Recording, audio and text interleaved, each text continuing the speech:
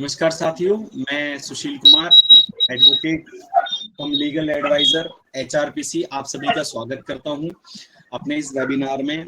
और इस हफ्ते जो हमारे इस वेबिनार का टॉपिक रहेगा वो रहेगा the prohibition of dowry act 1961, अर्थात जो दहेज जो अंत है उसको दहेज प्रथा बंद करने के लिए जो कानून लाया गया, 1961 में लाया गया, उसके ऊपर हमारा ये कानून है, ये वेबिनार है। और इस वेबिनार के अंतर्गत आपको यह बताया जाएगा कि दहेज प्रथा, देखिए दहेज का अर्थ एक ऐसा मतलब कृत्य, जैसे हम किसी से शादी से पहले, शादी के बाद या फिर शादी के समय उपहार स्वरूप दिया जाने वाला कोई भी सामान, गहने, वस्तु या रकम, उसको दहेज की कैटेगरी में लेके आया जाता है और वह दहेज की कैटेगरी का भाग है।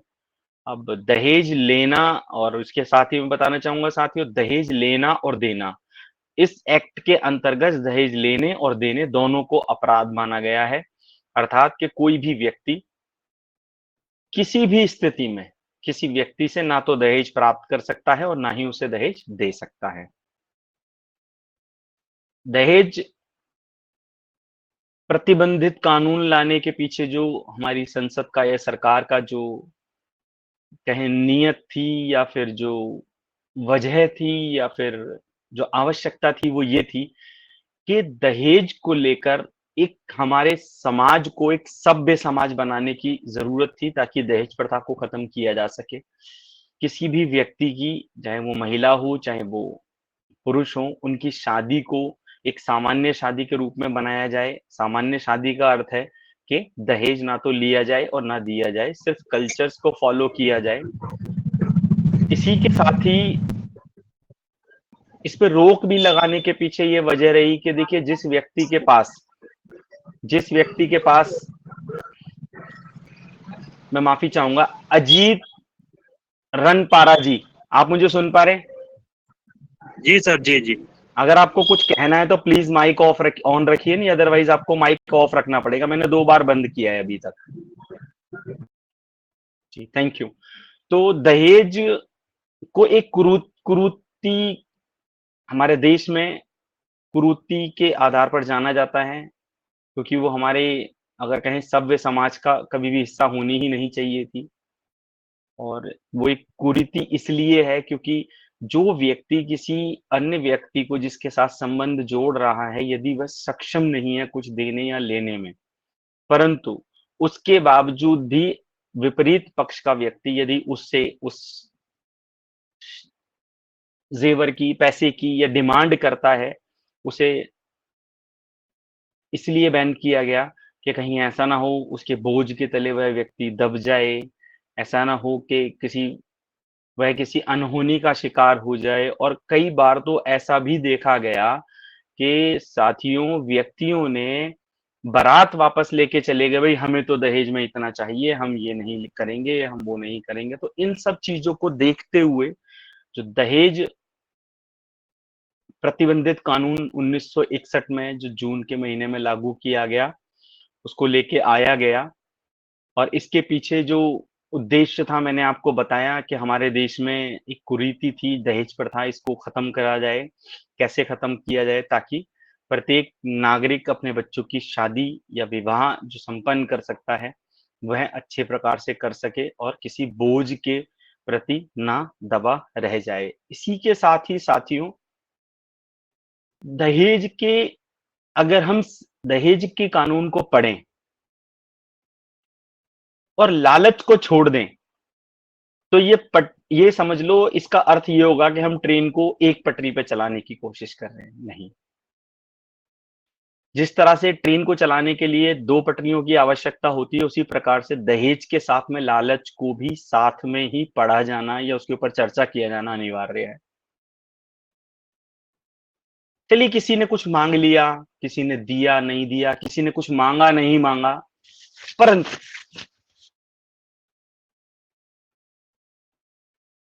शादी या विवाह संपन्न होने के बाद उसको टॉर्चर किया जाना, उस महिला को टॉर्चर किया जाना, डिमांड की जाए अपने पापा के यहाँ से पैसे लेके आओ, अपने मायके से पैसे लेके आओ, हमें तो एक कार चाहिए।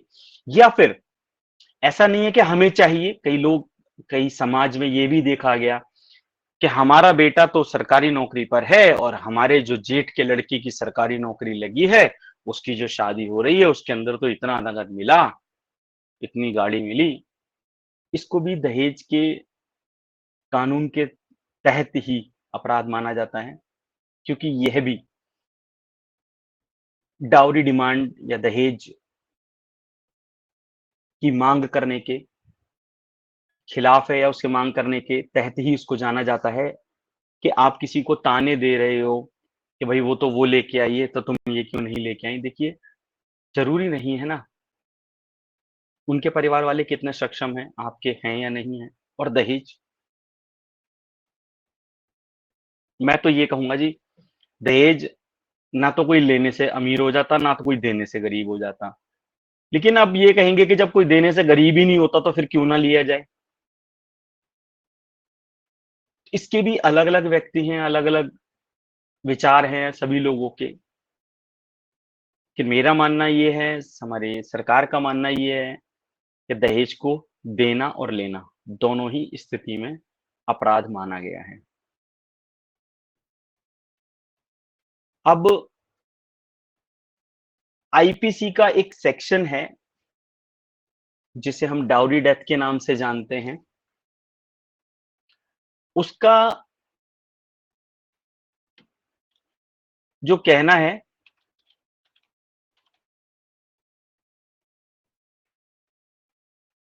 उसका ये कहना है, जिसे हम 304 बी डाउरी आईपीसी के तहत जानते हैं, डाउरी डेथ। यदि कोई महिला शादी के 7 सालों के दौरान आत्महत्या कर लेती है, या उसे मार दिया जाता है, या कोई भी ऐसी वजह जिससे यह साबित हो सके या फिर ये आया हो कंप्लेंट के अंदर कि उस महिला को प्रताड़ित किया जाता था दहेज के लिए, उसे डाउरी डेथ के नाम से जाना जाता है इस अपराध को, और जिसे आईपीसी की धारा 304 बी के तहत अपराध माना गया है। और जो भी संबंधित व्यक्ति इस अपराध के तहत अपराध बोध करते हैं, उन सबको पनिशमेंट का, सजा का प्रावधान हमारी आईपीसी इंडियन पीनल कोड भारतीय दंड संहिता देती है।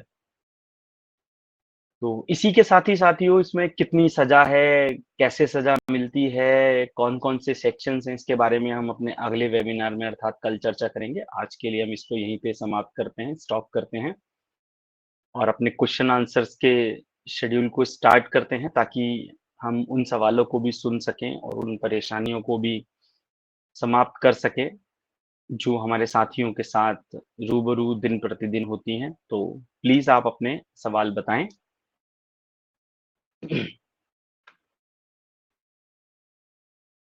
Hello hello Kumar ji. नमस्कार जी। जी नमस्कार।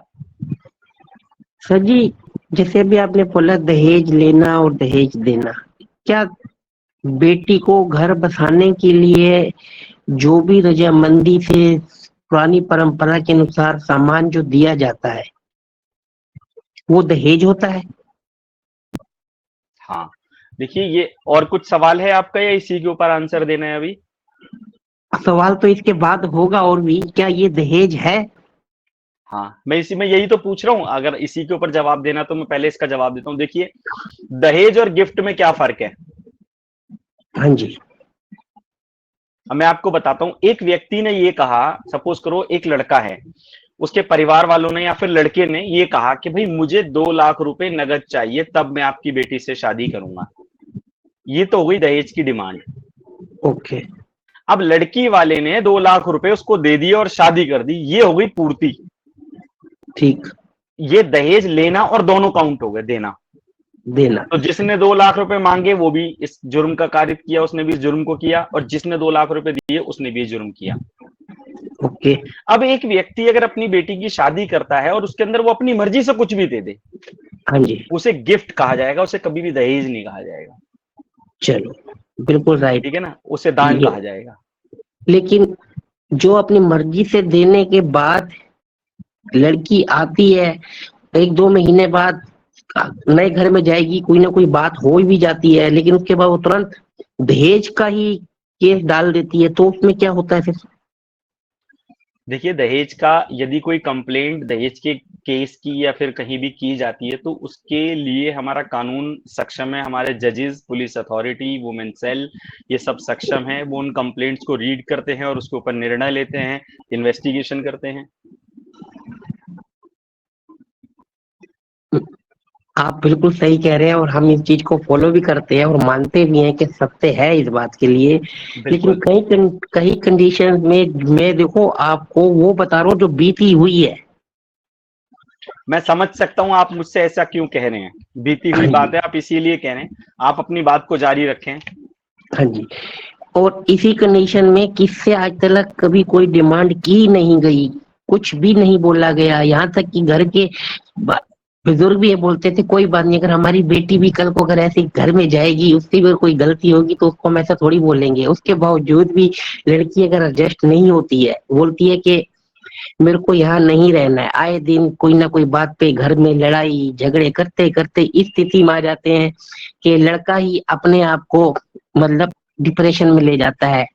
वो समझ नहीं आता उसको, मैं अब घर छोड़ूं या बीवी छोड़ूं, उस कंडीशन देखिए, में। इस स्थिति में आपके पास यह भी तो अधिकार है कि यदि आपके खिलाफ किसी व्यक्ति ने कोई झूठी कंप्लेंट की है, तो आप भी तो उसके खिलाफ कंप्लेंट कर सकते हैं पुलिस थाने में। जब आप आपकी अगर सपोज करो मैं ये बात कहूं कि भाई मेरी मैडम ने मेरे खिलाफ एक कंप्लेंट की, तो मेरा भी तो अधिकार है ना कि मैं उसकी काउंटर कंप्लेंट करूं कि जी जो मेरी मैडम ने कहा ये बिल्कुल झूठ का है, इसके अंदर ऐसा कुछ भी नहीं है। ठीक।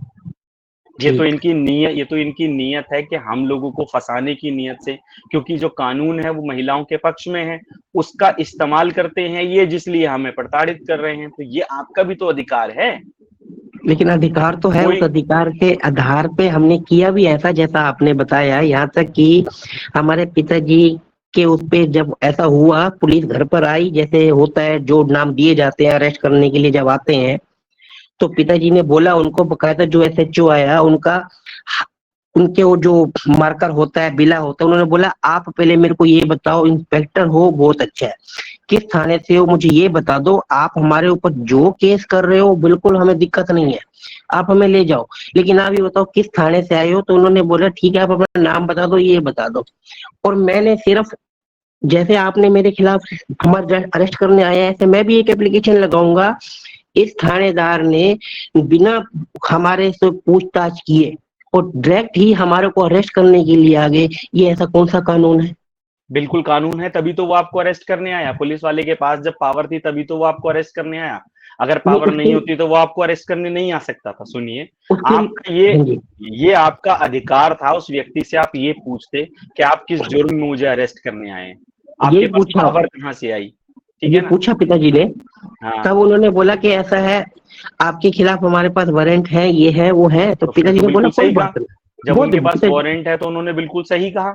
हाँ जी, आपके पास वारंट है, हम आपकी वो नहीं करेंगे, क्योंकि हमारे पिताजी बहुत पुराने ख्यालातों के कानून को बहुत फॉलो करते हैं। कहते हैं आपका अधिकार है, हमारे को ले जा सकते हो। लेकिन मैं आपके खिलाफ भी, जिन्होंने आपसे मेरे ऊपर झूठा केस करवाया है, मैं आपका नाम दे करके ही कंप्लेन करूंगा।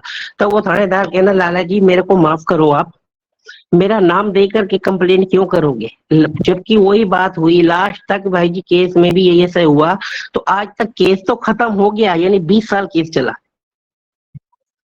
20 साल केस चला, केस तो खत्म हो गया, लेकिन उस केस का हमारे को अभी तक कुछ भी अता पता नहीं हुआ कि वो हमारे खिलाफ गया या हमारे फेवर में गया। फिर आप ये क्योंकि कैसे लास्ट, कह सकते हैं कि केस खत्म हो गया जब आपको पता ही नहीं है कि आपके आपका फेवर क्या में गया बता रहा है? हूँ सब हम 8 मेंबर थे, 8 के 8 डिस्चार्ज हुए, सिर्फ एक पिताजी को छोड़ करके। हाँ, तो जब पिताजी का डिस्चार्ज हुए लास्ट, तो केस तो आप 8 के 8 के खिलाफ खत्म हो गया। वो तो हाँ जी, हमारे सेकेंडरी खिलाफ, स्टेज पे ही खत्म हो गया। हाँ जी, वो हमारा 8 खत्म हो गया, लेकिन एक पिताजी के नाम से चल रहा था।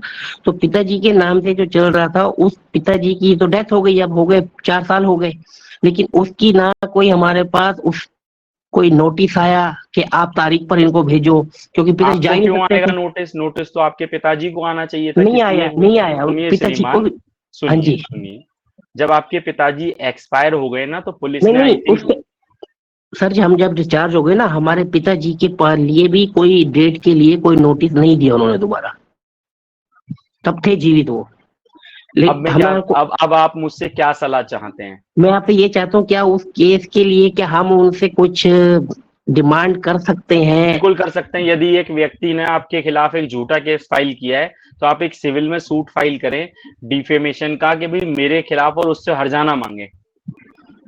ठीक है, कि भाई मेरा इतने का नुकसान हुआ, मेरा इतना सिविल में पैसा खर्च हुआ, मेरे मान सम्मान को हानि हुई, जिसने आपके ऊपर कंप्लेंट की उसके ऊपर मुकदमा लगा दो।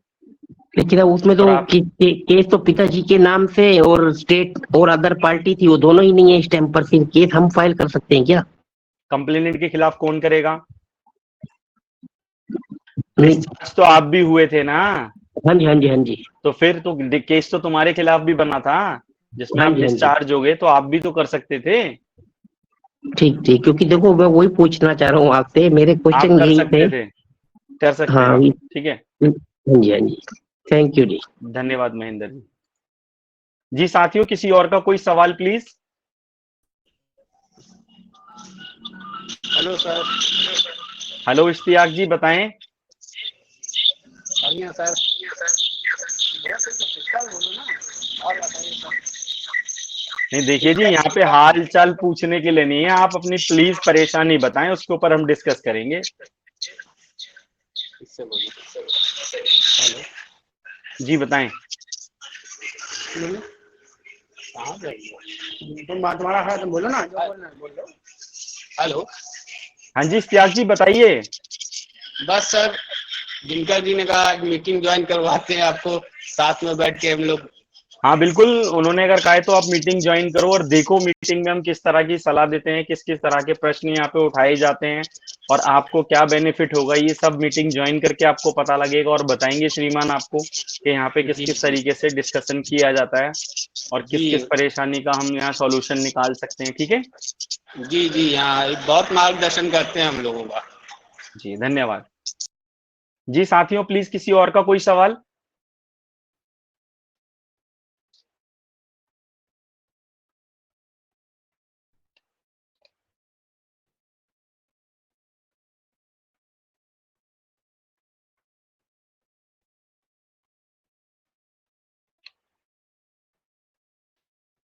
सर।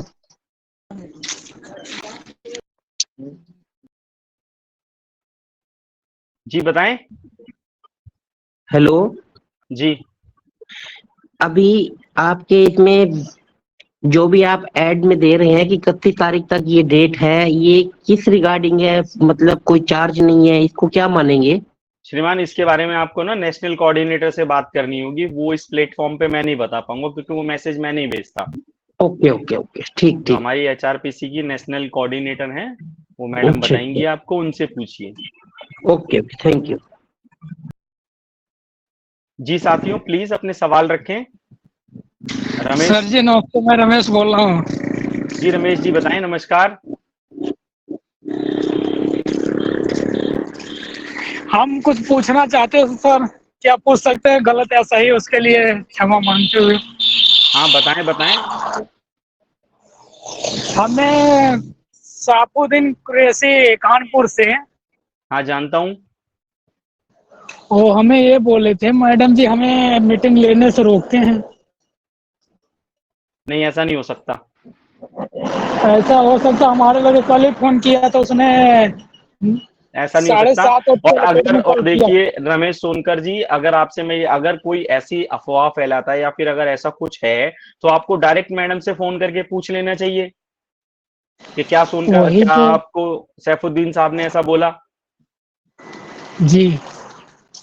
मैडम, और एचआरपीसी से मैडम, क्या आप सुन पा रहे हैं हमें अभी?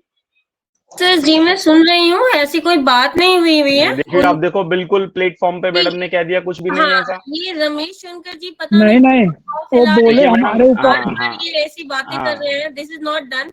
अगर ऐसी बातें हो रही है तो इन दैट केस हम इनका मना कर सकते हैं, जो और मैं तो, हाँ प्लेटफॉर्म में सारे लोग सुन रहे होंगे।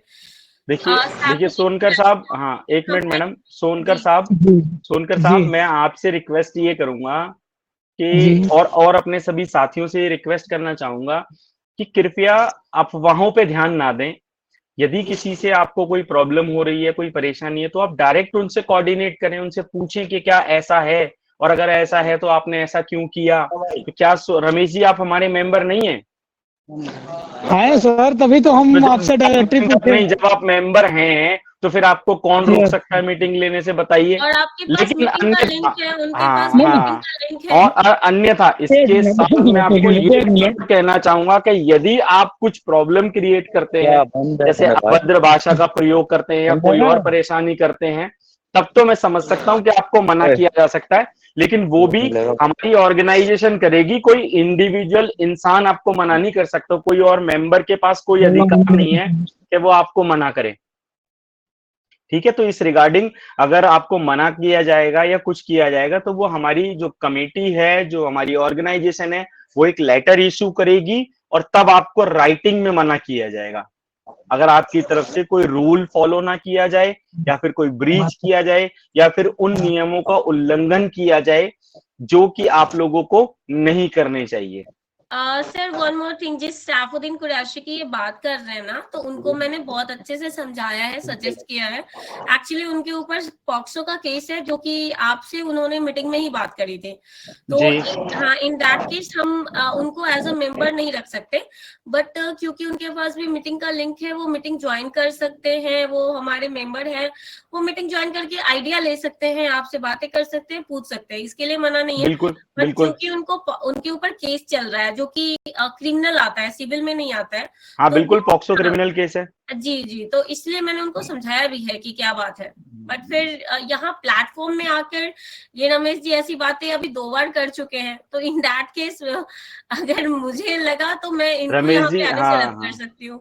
हाँ बिल्कुल बिल्कुल कर सकते हैं, मैडम के पास सारे राइट्स हैं। और आपको मैं ये भी बताना चाहूंगा सोनकर साहब के, ये फिर जो आदेश होगा ना वो फिर लिखित में होगा, ठीक है ना। चलिए, तो अभी आप सभी साथियों से मैं यह आग्रह करना चाहूंगा और ये बताना चाहूंगा कि प्लीज किसी भी अफवाह का शिकार ना हो। और यदि कोई भी परेशानी है, देखिए अगर आपको मुझसे परेशानी है आप डायरेक्ट मुझसे कह सकते हैं, मैडम से कोई परेशानी है, हमारी ऑर्गेनाइजेशन से कोई परेशानी है, डायरेक्ट उनसे पूछिए, ये हक है आपका, बीइंग ए मेंबर आपका हक है। सभी मेंबर से मैं ये बोलना चाहती हूँ कि सैफुद्दीन कुरैशी के ऊपर पॉक्सो का केस है, जो कि क्रिमिनल ऑफेंस में आता है। सर थोड़ा सा एक्सप्लेन कर देंगे उसके बारे में। तो इन दैट केस वो हमारे एज अ मेंबर अभी नहीं रह सकते हैं, उनको हमने डी अप्रूव किया हुआ है, लेकिन मीटिंग ज्वाइन करके वो सर से आइडिया ले सकते हैं। इवन आप लोगों के साथ भी कोई ऐसी इशू है तो आप सर से पूछ सकते हैं, आप मीटिंग ज्वाइन कर सकते हैं। और ना ही मैंने उनको पर्सनली मना किया है और ना ही ऑफिशियली उनके पास ऐसा कोई मैसेज गया है। जी एक मिनट मैडम जी, एक मिनट। उसने हमसे यही बोला, मैडम जी कुछ हमारे ऊपर धाराएं लगी हुई हैं, उस धाराएं की वजह से मैडम जी हमें मीटिंग लेने से मना किया है। उसके बाद उसने बोलता है, फोन लगाया, बोलता है रमेश सर जी आपने मीटिंग लेते हैं? मैं बोला कभी कभी खाली रहता हूँ तो मीटिंग हम ले लेता हूँ। अगर ये बात है हम डायरेक्ट या सर से पूछ लेंगे या मैडम जी से पूछ लेंगे, उसके आधार पर हम आपको बताएंगे आप मीटिंग ले सकते हो या नहीं ले सकते हो। You have to अभी ask तो personally, सोन like आपको प्लेटफॉर्म पे आकर ये चीजें नहीं करनी है। अगर आपको कोई इश्यू है, कोई परेशानी है, लीगल टर्म्स नहीं है, यहाँ पे बात करने वाली बात नहीं है, टाइम वेस्टेज है ये जो आप कर रहे हैं एक्चुअली में। ठीक है, नहीं, कोई बात नहीं रमेश जी, बात नहीं। रमेश जी, मैं आपसे एक बात पूछना चाह रहा हूँ। अभी तो आपने जो बोला था कि आपको मीटिंग लेने के लिए मना करा, आपका क्वेश्चन तो ये था, अब आपका क्वेश्चन ही चेंज हो गया। मतलब मेरा नहीं था, उनका था। मैडम जी हमारे, अब सुनिए आप ध्यान से सर जी, उसने बोला हमारे ऊपर केस है, मैडम जी लेने से मीटिंग हमें मना कर रही हैं। मैं बोला क्या केस है भाई, क्या बात है? मैडम जी केस रहता तो आपको ज्वाइनिंग कैसे लेती?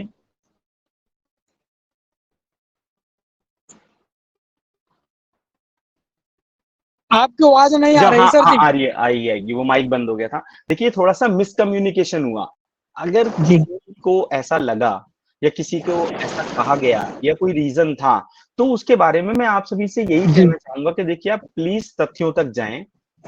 आप उसकी जानकारी एकत्रित करें और जो उसका रेस्पॉन्सिबल पर्सन है आप उससे पूछें कि क्या ऐसा है और क्या नहीं है।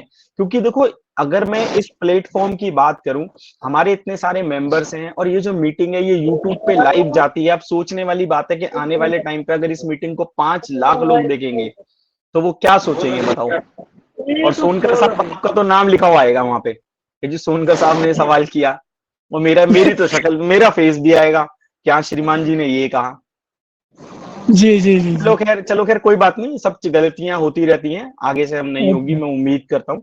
ठीक है ना, अगर कोई भी प्रॉब्लम है तो आप डायरेक्ट बात करें, मैनेजमेंट से बात करें, कोई तकलीफ नहीं। आप अगर मेंबर हैं यस तो आपका हक है बात करने का।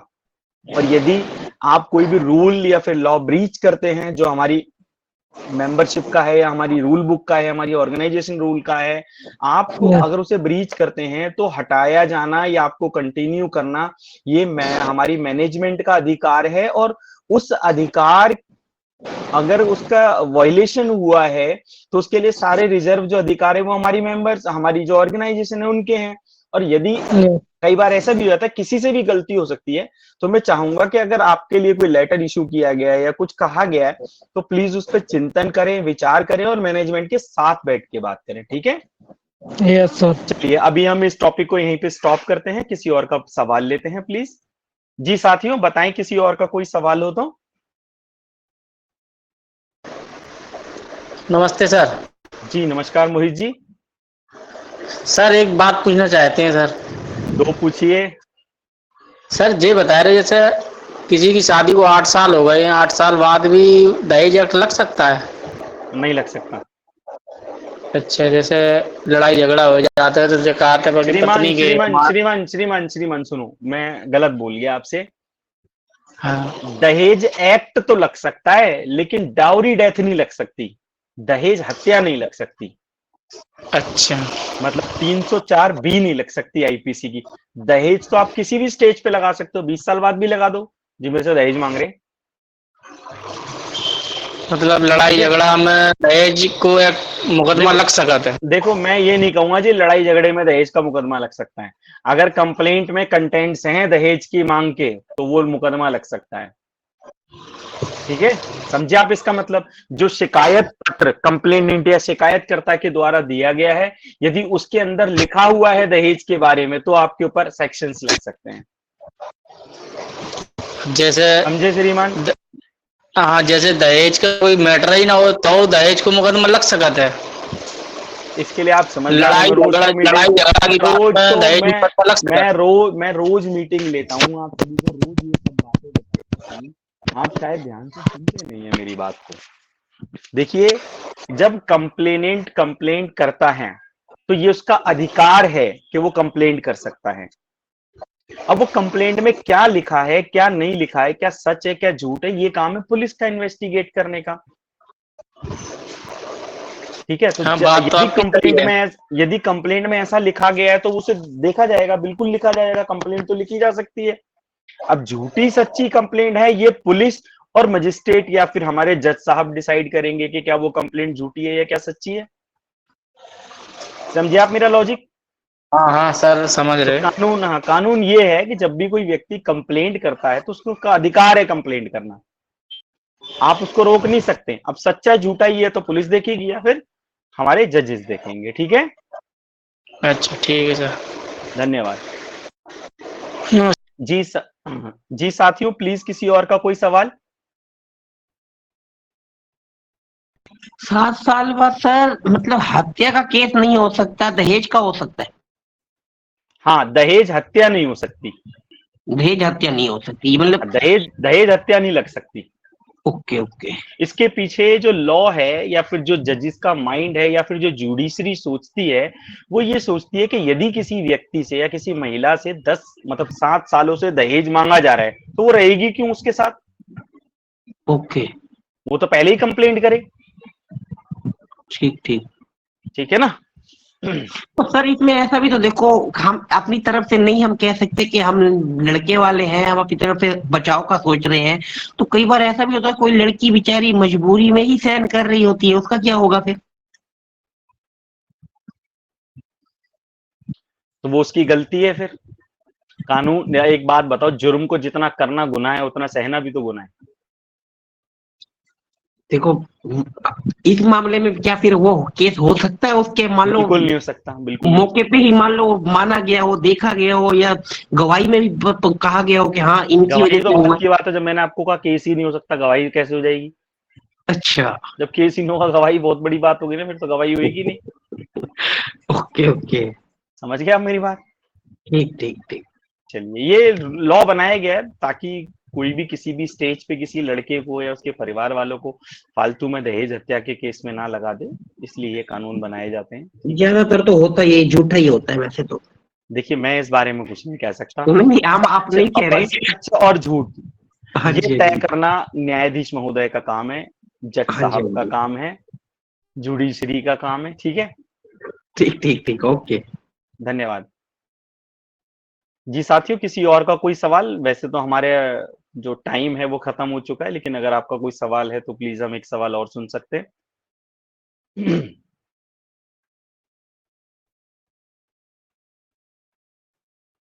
तो चलिए, आप सभी साथियों का बहुत बहुत धन्यवाद हमारे इस वेबिनार को सुनने और सफल बनाने के लिए। इसी के साथ ही मैं आप सभी से अब इजाजत चाहूंगा। कल हम फिर मिलेंगे इसी समय पर, इसी प्लेटफॉर्म पे, सेम टॉपिक पे आगे की चर्चा करने के लिए। तो गुड नाइट, शुभ रात्रि, जय हिंद, जय भारत। ओके, जय हिंद, जय भारत।